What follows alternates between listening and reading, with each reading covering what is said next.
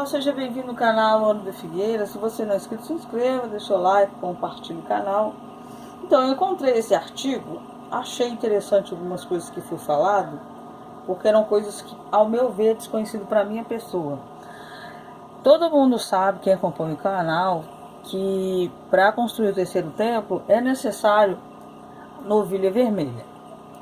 Segundo os estudiosos, rabinos, enfim, foram 9 durante todo esse tempo que foi sacrificada. Só que aí, esse artigo fala que encontraram alguns restos da cinza da novilha, essa aí que vocês estão vendo. Segundo o artigo, a última novilha vermelha que foi sacrificada ali no Monte das Oliveiras, não foi utilizado toda a cinza vermelha e foi achado junto com outros artigos ali do templo, do primeiro e segundo templo. Agora não me recordo se é do primeiro ou do segundo, provavelmente do segundo. E se isso for realmente verdade, não tem necessidade nenhuma de nascer ou deixar de ser sacrificada a novilha vermelha, já que tem. O artigo é bem grande, mas é bem interessante. O calar com cinzas da novilha vermelha ainda aguarda a descoberta, pois foi usado de acordo com Seder Harlan durante a dedicação do tabernáculo do santuário, e sem as águas de purificação necessárias para limpar e purificar o novo templo judaico não seria possível. Aqui será contada a história das 10 novilhas vermelhas que deveriam ser mortas antes da época do Messias, e as 9 novilhas que eram sacrificadas por oferta pelo pecado entre o Sinai e a destruição de Jerusalém. Então está falando que foram 9 novilhas e os rabinos estão esperando a 10ª novilha, que seria sacrificada pelo Messias.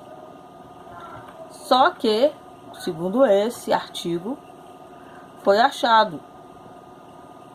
Esses são os vasos sagrados e os vasos do templo que estavam em Jerusalém, em todos os lugares. Eles foram inscritos por Shimon HaLevi e seus companheiros em Ulua Neshorei, folha de cobre, com todos os vasos dos santos que Salomão, filho de Davi, fez. Salomão. E junto com Shimon, eles acharam também esse aqui, esse rolo, que é feito de cobre, vendo? Da época de Salomão. A imagem agora está começando a se desdobrar. Zacarias e seu fim famoso de vezes que os oráculos, com Ageu e seus 5 exortações, que incentivou a reconstrução rápida do templo de Zerubabel. Essa é a foto que o artigo está falando dos restos da novilha vermelha que foi achada.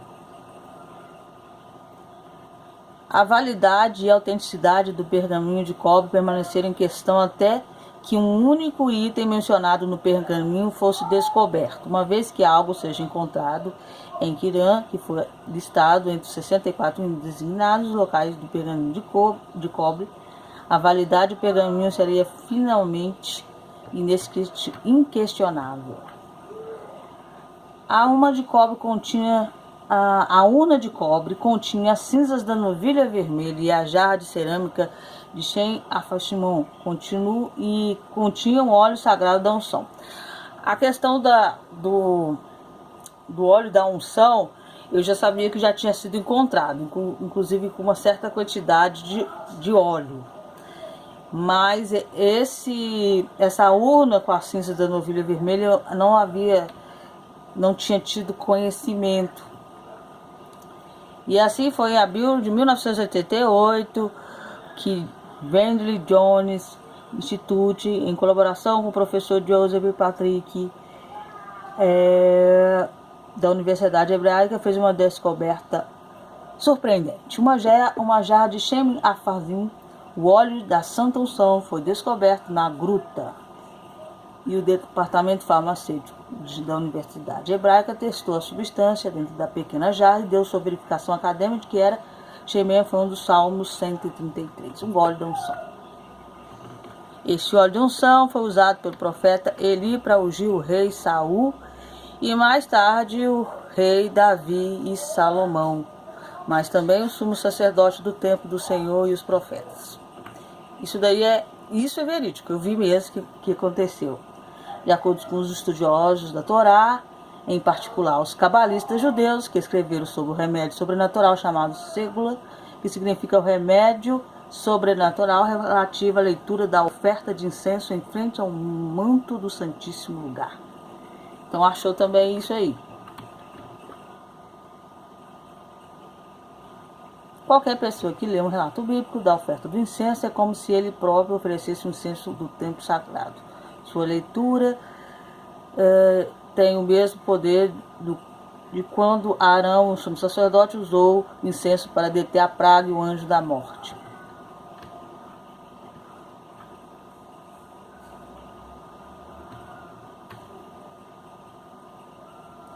Lá no chão da caverna, um total 800 libras de especiarias aguardavam para serem misturadas e transportadas para o templo.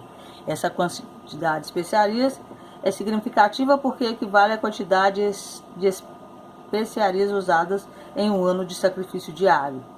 No templo, na Torá, apenas 4 ingredientes são listados para o Haketoret. Então, a Mishvá tinha 11 ingredientes, mais o sal de Sodoma e de Li-Carcina. Também a Mishvá, que se registra a família Ativina, ficou com a guarda das receitas sagradas. Eles acharam bastante coisa. E uma calau, uma de cobre que continha cinzas da novilha vermelha. Então, foi achada junto também com essas moedas, com receitas sagradas, enfim, com óleo da unção do Salmo 133, os restos, né? É tipo uma urna de cobre com as cinzas da novilha vermelha. Em março de 2002, em uma fazenda da Galiléia, um fazendeiro israelense, é a história que eu contei, né? Foram várias tentativas para conseguir essa novilha vermelha fora do país, descobriu que não podia. Dentro de Israel, em Haifa, ela não ficou cush, não era suficiente, não podia ser. Mas agora tem, né? Eles têm a 9ª, então não precisa da 10ª. Essa novilha tinha apenas 1 mês de idade, mas de 2 a 3 anos, se não mais do que 3 pelos brancos ou pretos. Aí está falando da descartada, a que foi descartada. De acordo com o artigo de 16 de março de 1997, que uma novilha vermelha de 6 meses nasceu da vaca preta e branca de um touro pardo, no quibbutz religioso Hassidim, perto no porto de israelense de Haifa. Essa novilha chamada Mole também foi descartada, mas dentro de um ano manchas e imperfeições foram notadas. Esse misterioso conhecimento bíblico sobre os ritos de purificação da novilha vermelha deixou a comunidade cristã perplexa e a comunidade islâmica constemada. No início da nação israelita, Moisés estava de pé no Monte Sinai e recebeu não apenas as 2 tábuas do Decálogo gravadas em pedra, mas a Torá escrita na mão, na qual as letras palavras foram dadas a uma pelo Senhor dos Exércitos, pela mão do Senhor dos Exércitos, para Moisés escrever. E aí conta a história, né? A novilha vermelha está lá só no livro de Números, não tem outra passagem bíblica. O óleo santo, a preparação da cinza da novilha, como tinha que ser feita, a história das 9 novilhas, que todo mundo sabe. E segundo esse artigo, não precisa mais da 9ª, quer dizer, da 10ª. Outra coisa que esse artigo está falando é que foi achado numa caverna debaixo do monte do templo o querubim da Arca do Concerto. Essa caverna é chamada de Salão Maçom. Não sei se vocês sabem um pouco de maçonaria, eu sei muito pouco porque eu não participei, não participo, não vou participar. E eles contam que eles pegaram a arca e esconderam ali que está lá em Israel. E aí esse artigo fala que está na caverna. Aí mostra o desenho do querubim, que agora eu não sei se eu passei. Porque o artigo não é pequeno, não, é enorme. O cara podia ter escrevido um livro, era mais fácil. E lá tem o...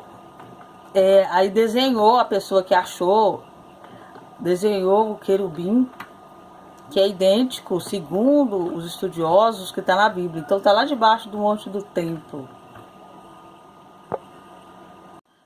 É aqui que ele está falando que os rabinos também falam, né, que está lá em Israel, que está debaixo do túnel. E aqui está falando também que está debaixo do túnel. Só que aqui fala que está num salão maçom, que chama Salão Maçom. Vou ver se eu consigo achar aqui. Ó, tá aí perto. Atravessa a parede, tem uma água que sai lá, que eles falam que era que o sumo sacerdote usava, os sacerdotes usavam para usar no templo. Tá vendo? É esse lugar aí.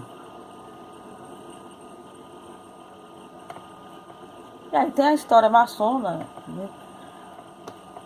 Tá aí, ó, os túneis. É esse aí que acharam lá dentro desse salão que é chamado Salão Maçom. Nos escritos rabínicos em Erubim 61, menciona a grande caverna de Zedequias, que também é uma caverna de Zedequias. No entanto, a exploração durante o último século e meio testemunhou que menos abaixo dessa gruta existe um enorme reservatório de água fluindo em uma câmara abobada abaixo.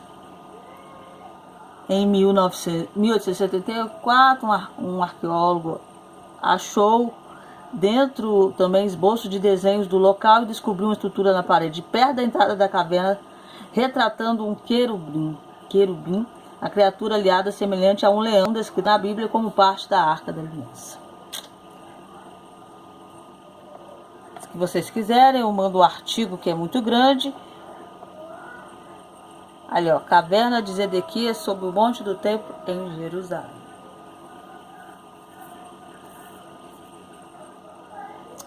Ron se perguntou se havia algum túnel saindo da pedreira. Nesse caso, talvez a arca e outros itens tenham sido baixados pelo buraco da área no norte, no Monte do Templo, para a caverna, em seguida através de um túnel até a sua localização atual. Então ele começou a procurar túneis e achou alguns itens também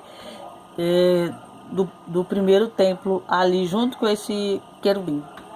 Então é isso, que Deus abençoe vocês.